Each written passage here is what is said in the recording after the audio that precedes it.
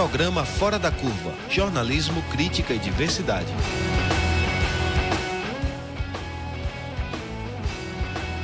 Bom dia, ouvintes da Rádio Universitária. Eu sou Maria Eduarda Rocha, jornalista e professora de Sociologia da UFPE. São 11h30, está começando agora mais uma edição do Fora da Curva, que vai ser reprisado às 9h na nossa rádio pública. Nosso programa também é transmitido ao vivo pela nossa página no Facebook e pela página 99 Universitária. Você pode participar enviando perguntas e comentários pelas redes sociais. E hoje nós vamos conversar sobre projetos de lei que estão tramitando na Câmara Municipal do Recife e que, se forem aprovados, podem resultar na imposição de censura nas escolas da cidade. Os projetos foram apresentados pelas vereadoras Michele Collins, do PP, e Aimee Carvalho, mais conhecida como Irmã Aimee, do PSB.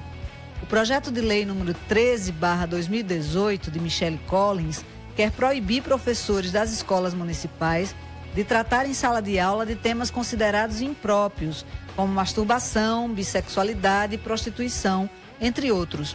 E na mesma linha, o PL 406/2017, proposto pela Irmã Aimee, proíbe as escolas públicas municipais de inserir na grade curricular conteúdos relacionados à educação sexual e à chamada ideologia de gênero.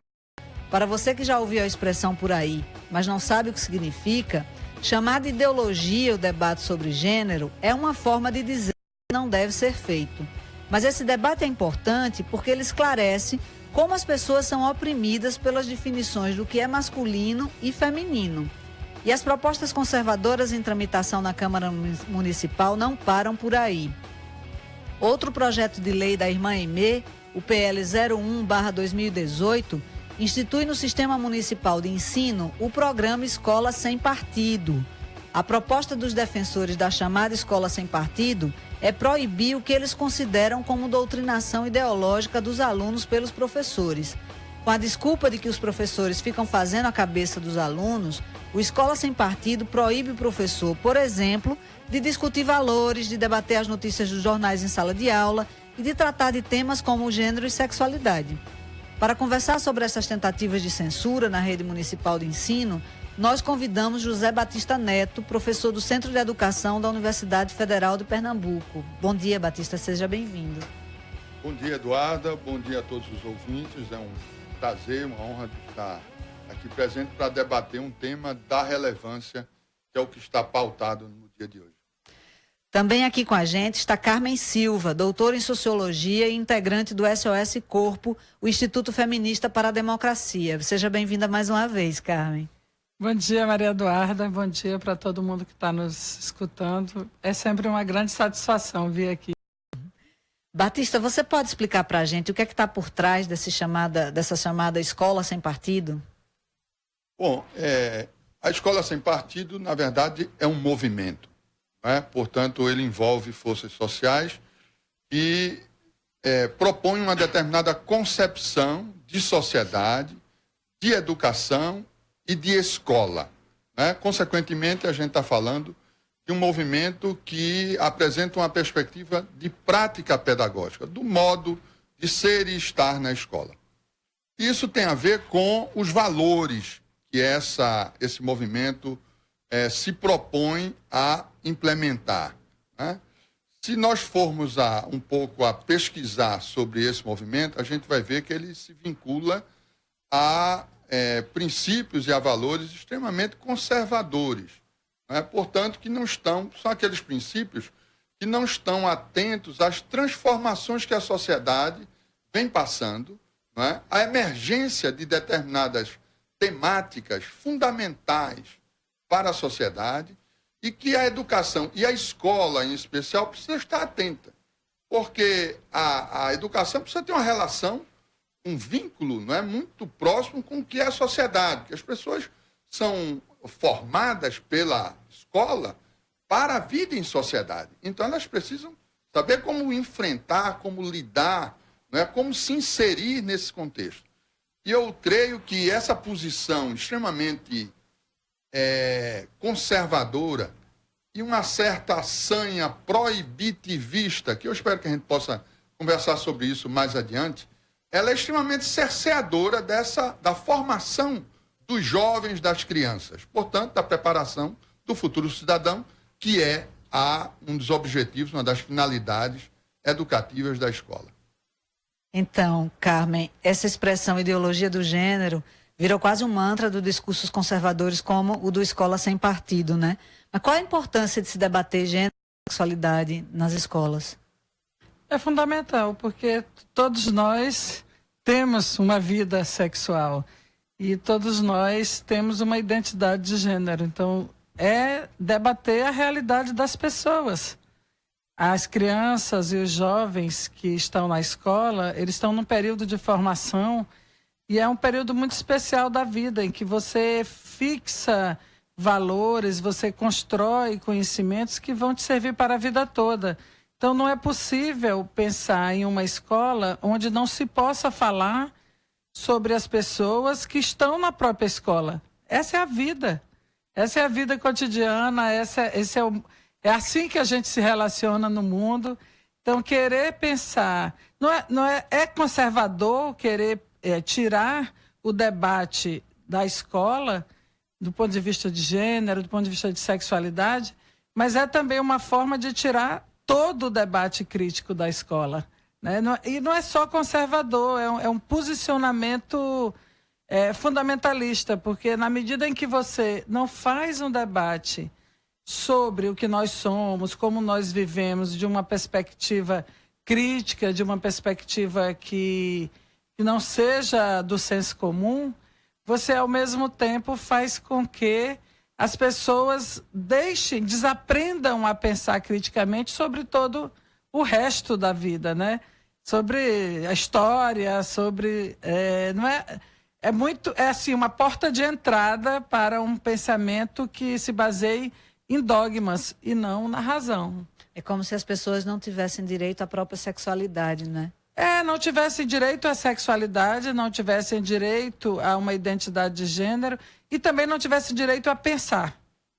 Porque, na verdade, é uma educação baseada em dogmas, em verdades absolutas, não coloca o contraditório no âmbito da escola, não coloca o debate no âmbito da escola.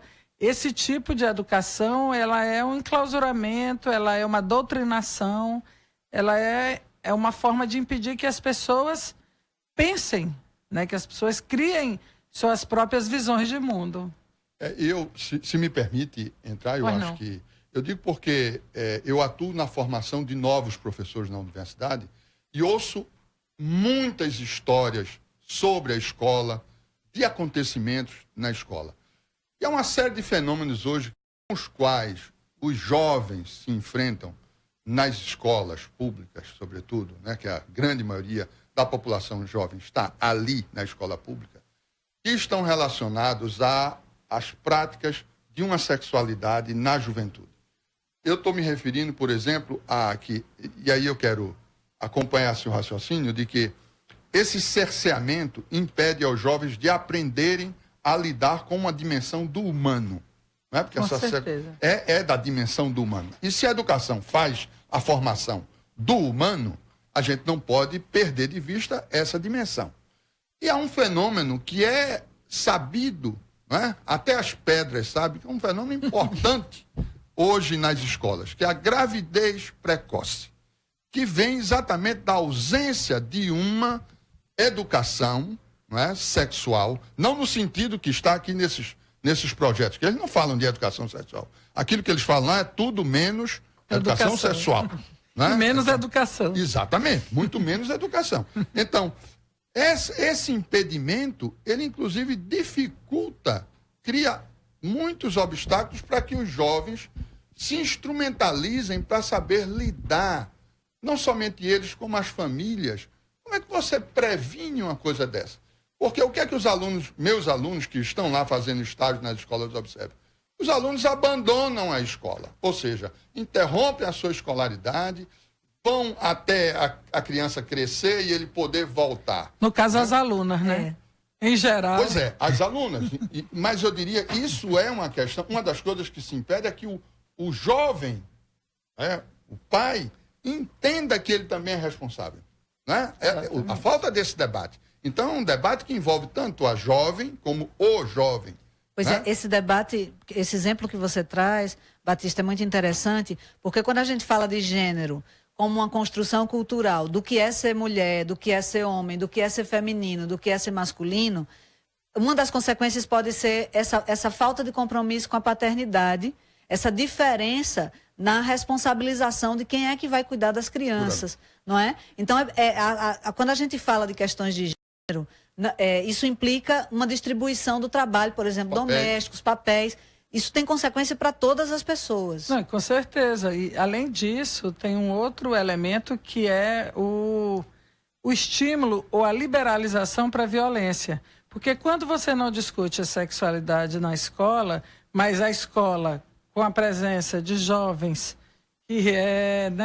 com certeza você tem pessoas que têm relações sexuais, você tem pessoas que têm relações sexuais com pessoas do mesmo sexo, e a ausência desse debate gera uma situação de discriminação e de muita violência nas escolas, porque há uma negação do diferente, daquilo que não é a norma hegemônica, que seria homens gostarem de mulheres, mulheres gostarem de homens, só que, com certeza, os exemplos são inúmeros, assim, de situações na escola em que as meninas que gostam de meninas ou os meninos que gostam de meninos são violentados, são estuprados, são estigmatizados pelos alunos e muitas vezes também sofrem sanções da própria direção da escola em relação ao seu comportamento, ao uso do seu nome social para as pessoas trans.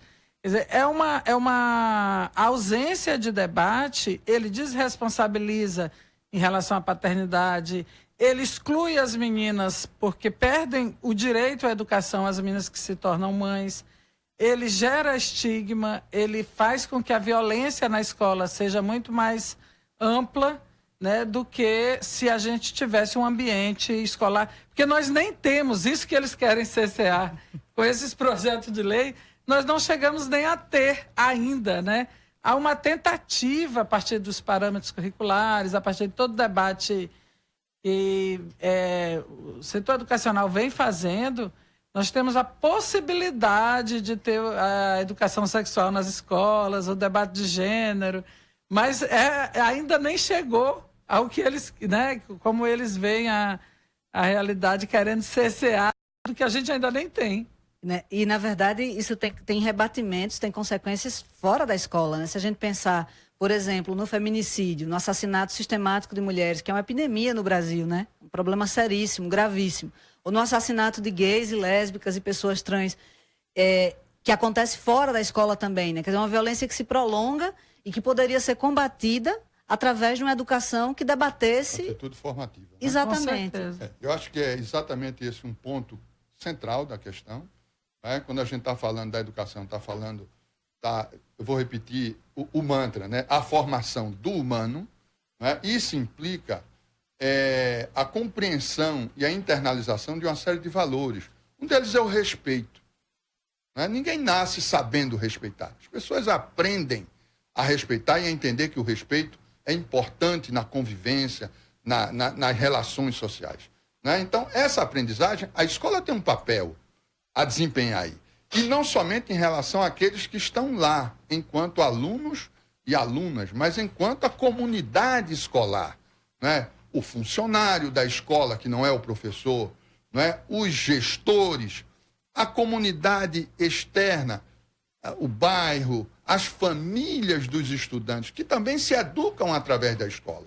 Né? E aí a gente está pensando numa escola que não seja somente cognitivista, que esteja ali para ensinar, né, as disciplinas curriculares, mas que tenham práticas educativas que envolvam determinados projetos, como a gente assiste, né, em inúmeras escolas, já essa experiência exitosa, de trazer os pais, trazer as famílias do bairro para discutirem determinadas temáticas, né, fazendo com que a escola cresça. E é exatamente nessas escolas, né, ou nessas localidades, onde a escola atua dessa maneira, que a gente encontra os resultados melhores, né, em termos de diminuição da agressão ao patrimônio da escola, respeito pela escola, zelo pela escola, valorização, uma série de questões, né, que a gente luta tanto para quem vê acontecer. Né? Então, eu acho que isso aqui termina tendo um desdobramento que vai para além da questão que eles estão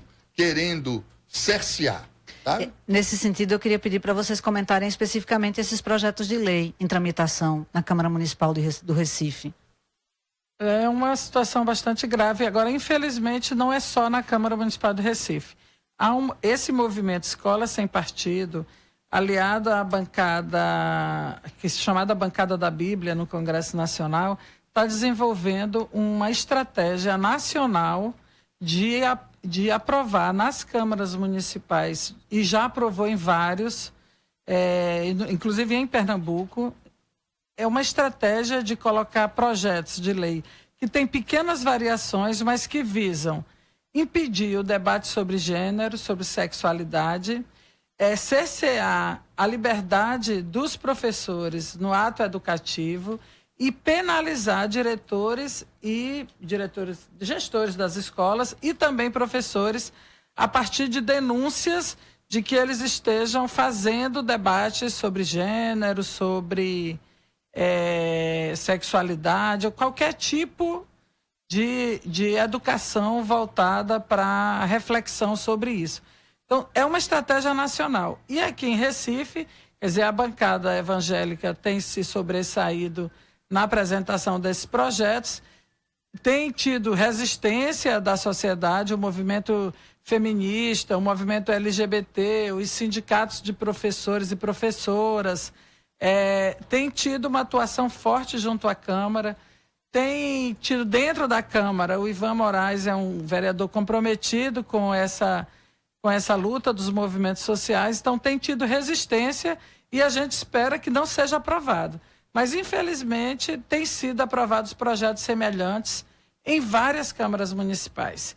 Então, é um risco muito grande porque, além de tudo, além do impedimento do debate, como será o processo para denunciar um professor que está fazendo um debate sobre gênero e sexualidade? Então, a comunidade escolar vai ser envolvida em processos de delação. A gente já viu acontecer isso nos Estados Unidos na época do macartismo. Sim, clima de caça às bruxas. De caça às bruxas, e a gente pode ver isso acontecer no Brasil. Quer dizer, é um movimento e uma estratégia que está ocorrendo nacional em todos os municípios. Então, é bastante grave. Sem dúvida, eu acho que essa afirmação que faz a Carmen, e que se trata de um movimento articulado nacionalmente, né, com as suas expressões locais, isso a gente precisa estar muito atento, porque se trata de pensar como é que você estabelece um movimento que faça o contraponto a isso aí. Né? Se a gente for olhar qual é a sua pergunta, né, para os projetos de lei, os PLs, os 3 que estão aqui em discussão, a gente vai ver que eles estão eivados de inconsistências, de fragilidades, de ilegalidades e de inconstitucionalidades. Né? Eles têm problema por todas as partes. A gente podia dizer que é um vaso que vaza por todo lado. Inclusive, o Ministério Público Federal deu um parecer contrário a projetos desse tipo, por inconstitucionalidade. Sim. Há o obscurantismo, né? O obscurantismo, eles caminham numa certa faixa da ignorância. Eu diria até que eles se nutrem da ignorância. Eu começo pela tal definição que está lá no PL 406, no seu artigo 2º, que se cuida de fazer as definições de ideologia de gênero. Aquela definição que está lá é uma definição que atenta contra o avanço do debate, dos estudos, das pesquisas sobre gênero, né? Que, inclusive, nunca colocaram a ideia de ideologia de gênero. Isso é uma fabricação desse movimento. Sim. Não é? É uma noção fabricada. Por isso que nós dizemos sempre a chamada ideologia de gênero. Pois é. A suposta, a supostamente existente. Então está lá. Aquilo atenta contra o conhecimento que foi construído com rigor, não é? nas melhores universidades, nos melhores centros de pesquisa. Então, é uma coisa regressista, ou seja, que não atenta para o debate como ele está avançando na sociedade. Daqui a pouco vão querer proibir discutir a teoria da evolução, como nos Estados Unidos. Tem projetos nesse sentido também. Socorro. Quando a gente vai para a noção de educação sexual, aquilo que está lá não é educação sexual. Aquilo lá é a definição de aberrações, de desvios, de transtornos. Portanto, o que está ali, né, é o que há de doentio no ser humano. E a educação sexual não é isso, né? Não é absolutamente isso. Então, é uma definição completamente equivocada, né? E que deixa a gente um pouco de cabelo em pé, como é que nesse momento a gente ainda está tratando de concepções como essa, né? Depois, essa questão do denuncismo, né? Dessa insegurança, dessa desconfiança permanente que vai se instalar a partir de uma coisa dessa. E que está lá dito, olha, vão ser responsáveis A, B, C, D, G, H, F, ou seja, todo mundo é suspeito. É um clima de suspeição. E a gente sabe quem atua na educação, desde os pais. A educação só funciona num clima de confiança. Ela necessita da confiança entre as pessoas. E o que esse projeto faz é instalar a desconfiança, portanto, um clima desfavorável à educação. Para mim, nesse sentido, eu acho que ele presta um enorme desserviço à educação, né? É para trazer entrevistas com a visão crítica sobre o que está acontecendo no Brasil que o Fora da Curva está no ar, de segunda a sexta, aqui na Rádio Universitária, a nossa rádio pública. Programa Fora da Curva. Análise crítica de assuntos do interesse público. Fora da Curva de hoje discute projetos de lei que tramitam na Câmara Municipal do Recife e que podem resultar em censura nas escolas da cidade. Para você que sintonizou agora, nós estamos aqui no estúdio com José Batista Neto, professor do Centro de Educação da UFPE, e Carmen Silva, integrante do SOS Corpo. E você que está acompanhando o programa pelas redes sociais, compartilhe com os amigos, ajude a levar informação crítica para mais gente. E se quiser rever os programas anteriores, inscreva-se em nosso canal no YouTube. Nós já vimos aqui que os projetos de lei das vereadoras Michele Collins e Irmã Aimee podem, na prática, resultar na imposição de censura nas escolas públicas municipais. Por isso é importante ficar de olho na tramitação dos PLs na Câmara Municipal. Vamos saber como anda isso com a advogada Luana Varejão, assessora legislativa do mandato do vereador Ivan Moraes, que está articulando segmentos da sociedade civil para debater os projetos. Luana está com a gente ao telefone. Bom dia, Luana. Seja bem-vinda. Luana, você me escuta? Luana? Você me escuta? Parece que nós tivemos um problema técnico. Então, nós vamos seguir com a entrevista aqui com Carmen Silva e com José Batista Neto. É muito interessante esse ponto que vocês tocaram, da ameaça à liberdade do professor, de como isso pode funcionar como um bloqueio ao desenvolvimento do pensamento crítico e à transmissão daquilo que a ciência tem como mais avançado em termos de conhecimento, né? As ameaças a professores não se limitam aos projetos de lei da escola sem partido. Nós tivemos episódios recentes envolvendo o próprio ministro da Educação, Mendonça Filho. O ministro prometeu acionar a Advocacia Geral da União, o Tribunal de Contas da União, a Controladoria Geral da União e o Ministério Público Federal para apurar possível ato de improbidade administrativa dos responsáveis por uma disciplina intitulada O Golpe de 2016 e o Futuro da Democracia no Brasil. A disciplina está sendo ofertada pelo professor Luiz Felipe Miguel, do Instituto de Ciência Política da Universidade de Brasília, neste primeiro semestre de 2018. Quer dizer, essa caça às bruxas parece que já está... a temporada foi aberta, né, Carmen? Já começou. Não é um futuro. Infelizmente, está no presente e é uma articulação muito forte. Nós temos que oferecer uma resistência muito grande. Nesse caso do Luiz Felipe, teve uma repercussão porque ele é um professor da UNB, conhecido na ciência política, e denunciou o que estava sendo acontecendo e o ministro se posicionou ameaçando publicamente. Mas outras situações não tão públicas também estão ocorrendo e, né, são denunciadas nas redes sociais e é um processo de bastante gravidade, né? E você vê que não há nenhum impedimento legal para um professor de uma universidade ministrar uma disciplina eletiva e nomear essa disciplina e produzir uma ementa para essa disciplina. Então, não há nenhum impedimento. E aí um ministro se pronuncia contrário a isso e ameaçando.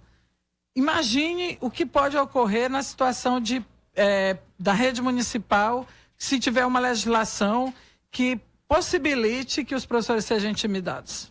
Então, Batista. Eu acredito, inclusive, que esse caso, né, ele atenta quanto a alguns artigos da Lei de Diretrizes e Bases da Educação Nacional. Eu estou me referindo àqueles que explicitam os princípios e fins da educação nacional. Há 2 incisos do artigo 3º, né, que explicitam esses princípios. Eu vou me ater a 2. O segundo, o inciso 2º, que fala da liberdade de aprender, ensinar, pesquisar e divulgar a cultura, o pensamento, a arte e o saber. E o segundo, o pluralismo de ideias e concepções, né? Então, tanto os artigos, quer dizer, esses projetos de lei que a gente está aqui debatendo, como esse caso aqui eles atentam contra isso aqui. Então, são atitudes eivadas de ilegalidade, né? E o que é a LDB? A LDB é uma lei complementar à Constituição. Não é difícil das leis, ela está lá em cima, está coladinho ali ela complementa o texto constitucional. Então, ferir a LDB é como ferir a Constituição. Por isso que eu dizia, esses projetos, né, como essa ação, ela é inconstitucional, porque ela atenta contra uma lei complementar à Constituição. Então, nesse sentido, a gente está num terreno de insegurança jurídica, de exacerbação de poder, de abuso de poder, né? Porque o que está dito aqui é o seguinte: se você não concorda, estabeleça uma disciplina com outra perspectiva. Exatamente. Sim, porque o debate, a confrontação de posições é parte constitutiva da maneira como o conhecimento avança. E isso, inclusive, está dito para o próprio professor, que mesmo numa perspectiva crítica, ele deve ser aberto a outras concepções, diferentes da do professor, que isso é que é pluralismo, isso é que é liberdade de pensar, de se expressar na sala de aula. É isso que significa uma educação no sentido freiriano dialógica, né?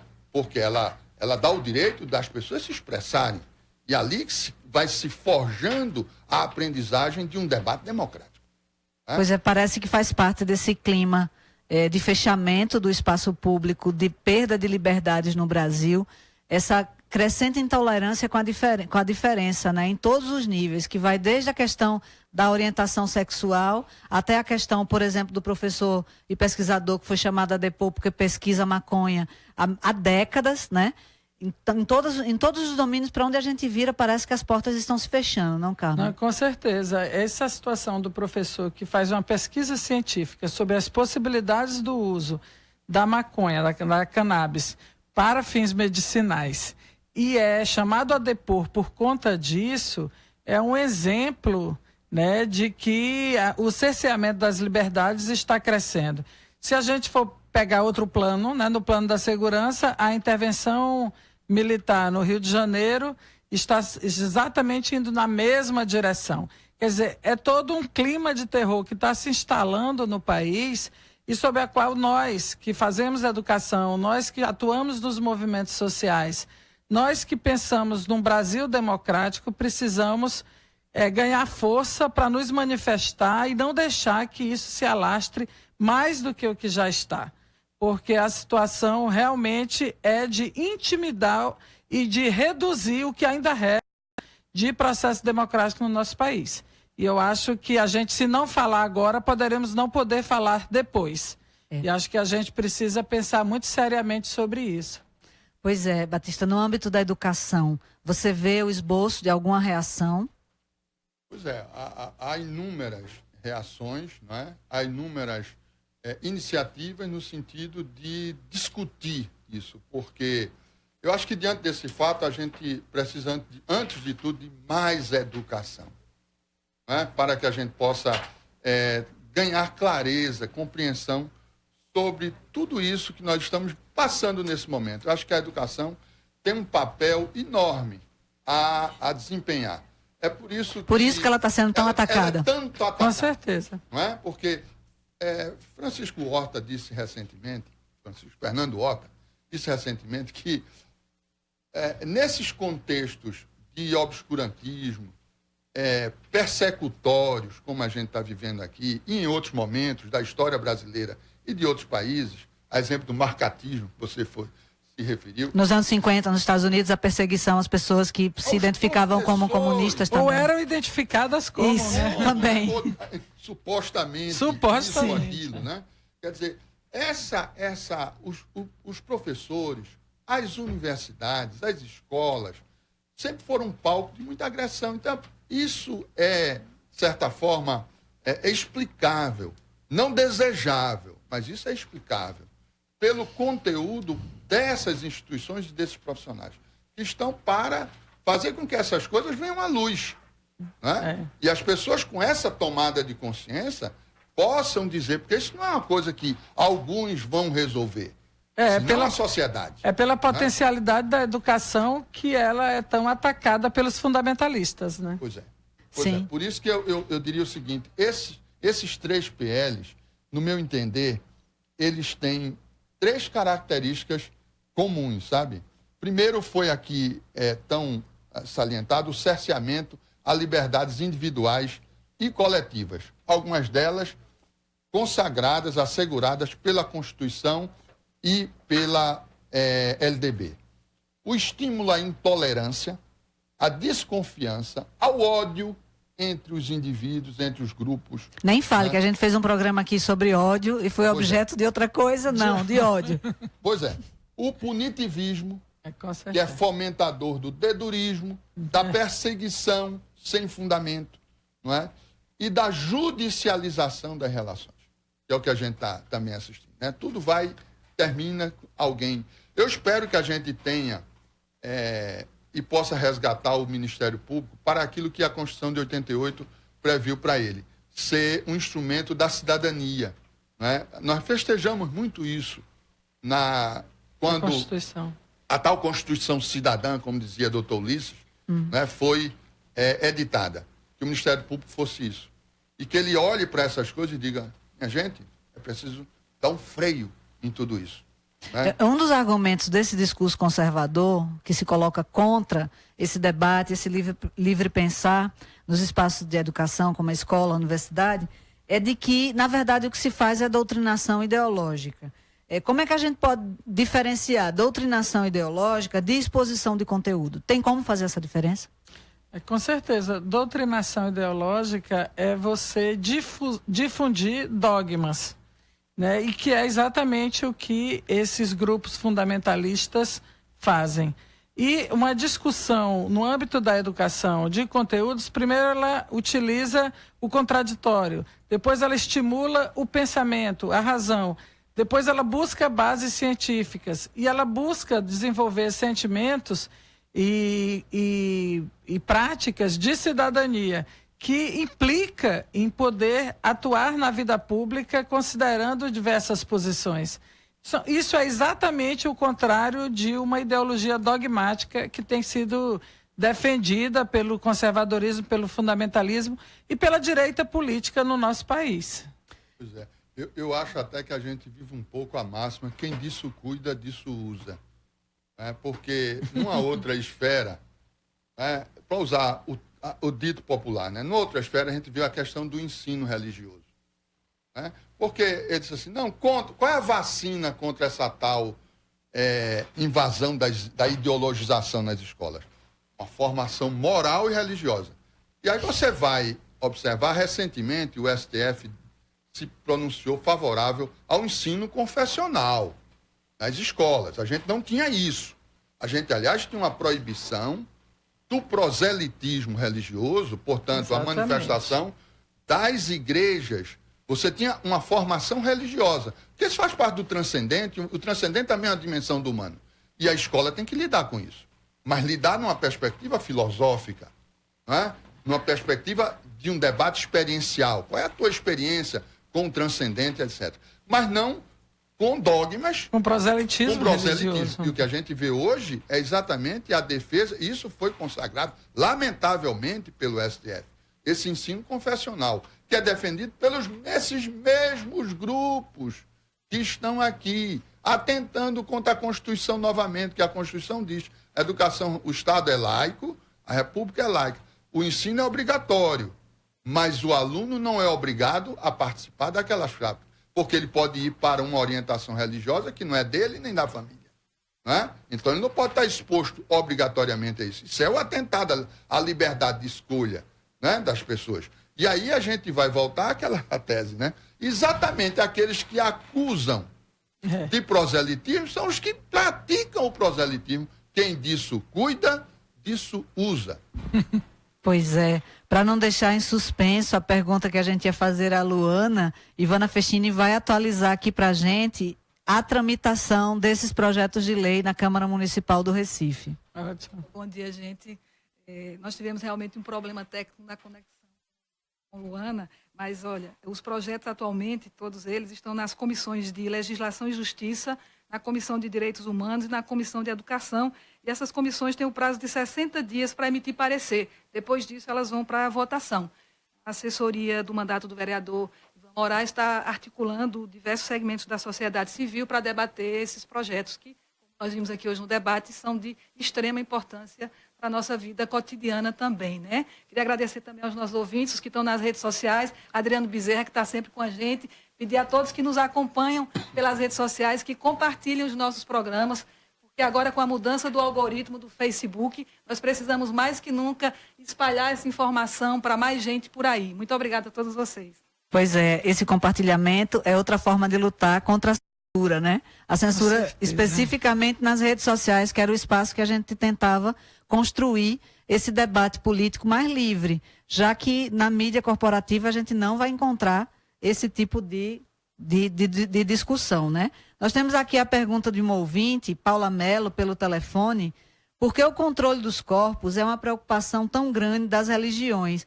E a gente não tem mais tempo, Paula, mais uma vez a gente fica aqui com esse gostinho de quero mais, mas essa pergunta vai ser encaminhada pelo vídeo, ela vai constar como em resposta através de vídeo nas nossas redes sociais. O Fora da Curva de hoje, eu queria mais uma vez agradecer enormemente ao Batiste, a Carmen, pela participação, muito obrigada. E o Fora da Curva de hoje, a gente fica por aqui. Se você acompanhou o programa e gostou, curta e compartilhe com amigos nas redes sociais. Nós estamos no Facebook, Twitter, YouTube, Instagram e Mixcloud. Basta procurar programa Fora da Curva, não tem como não achar a gente. Mesmo com esse algoritmo e tudo, a gente está aqui.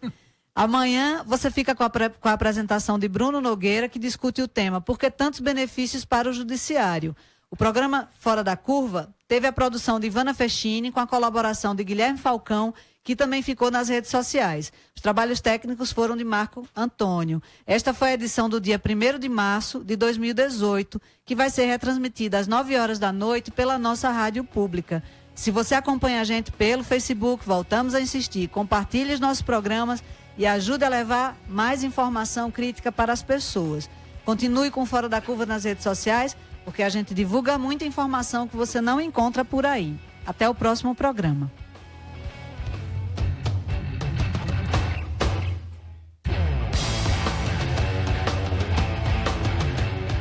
O programa Fora da Curva é uma realização do Departamento de Comunicação Social com o apoio do Departamento de Sociologia, do Núcleo de Design e Comunicação do Centro Acadêmico do Agreste e do Núcleo de Rádio e TV Universitária.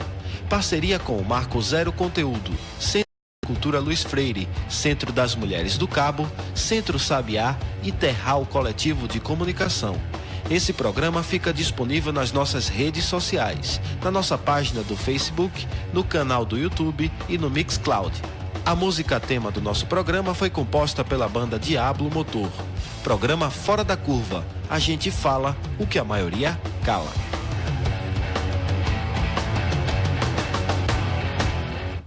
12 horas.